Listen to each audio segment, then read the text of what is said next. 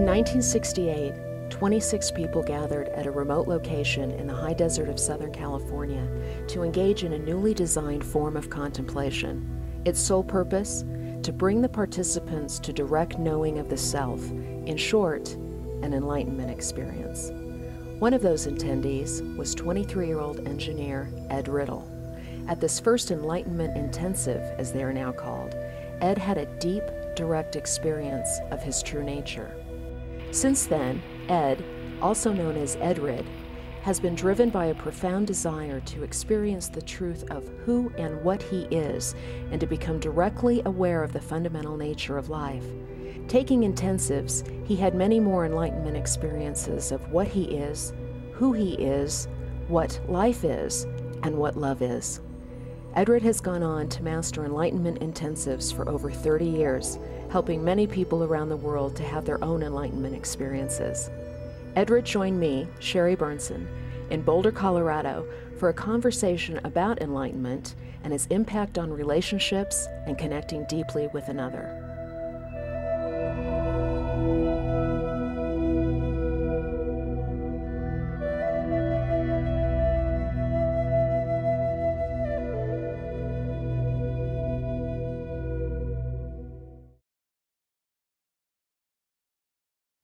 I first got into some kind of enlightenment process when I met a teacher who said things to me that I cared about, and it was like a very direct connection. He was describing how my mind worked, how a mind works, or how what thought is, what mind is, what consciousness is. And at first I didn't like it, actually.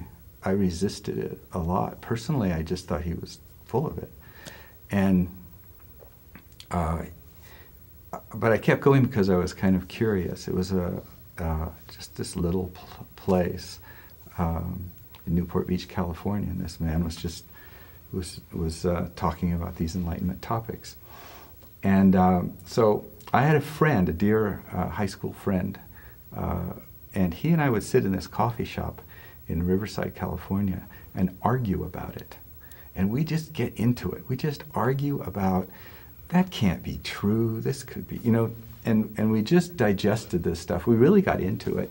Sometimes we'd sit in this restaurant for 4 hours at a time, and we'd just go on and on and on. And every time that I had objections to these things, I think I was wrong. You know, that there was some important opening that started to happen at that point, because I could discover that I was wrong, that I was limited in how I understood things. You know what I'm saying? Mm-hmm. And so I was digging in. It challenged you. Was it challenging your belief system that you had at that time? Yeah, and it hurt my ego. Hurt your ego. It did. It hurt my ego. I was, when I was a kid, I was a techie sort of a kid. And what interested me was electronics. And I had a lab out in my garage, and I would be building things and making sparks. Wow. I just had a fascination. I wanted to know how these things worked. And so what I was drawn to was the physical sciences, and learning about Ohm's law and learning about how you wire tubes, old vacuum tubes. I'm getting old, so it was vacuum tubes in those days. And one time I discovered that if I put deep rods into our lawn and connected those to an amplifier, I could listen to the earth. Oh. And I spent hours and hours. There's some strange sounds that go on, at least in my neighborhood. And you know, I was just, that was my scene, you know. And I'd go out in my little lab and design and build all these little circuits, and had a wonderful time. And the science is kind of divorced away from spirituality, which is thought of as sort of a superstition, you know, mm-hmm. all those kind of superstitious ideas. So I was kind of in that camp of not wanting to be involved in superstition. It was a kind of a hard, practical reality, you know, a physical world, and that's really the truth of it. And I didn't have a clue that there was anything beyond that, that I might be able to tap into. For whatever reason, it's just the way I came at it. And so I needed to find a way to kind of get it introduced in a way that I could understand, or that attracted my attention the same way the physical sciences and sort of ordinary life was attracting my attention. What is the true mystery of life when it comes to more of an Enlightenment perspective? Does that make sense, that question? It certainly is a mystery in terms of why you're here and what your nature is. Does it ever occur to you, for example, that your awareness that you have right now is a very exotic thing? To become aware of that awareness. When you become aware of that awareness... Yes, it becomes more exotic. Isn't that an odd thing to exist? I mean, in a fundamental sense, like... Well, yes. How did that happen? I mean, isn't it a strange phenomena that you are what you are? And now, the mystery of being an existing entity of some kind is really fascinating to me. And I think it's worthy of spending time with and trying to dig into that and to draw it out of myself. It seems like it is. Now, is this at a point of being aware of this? Is this then how enlightenment can be defined, or can we even define enlightenment? The doorway for me is becoming aware of my own awareness. That's like an entry point to understand and to go deeper into realizing awareness and to realizing who I am and what I am.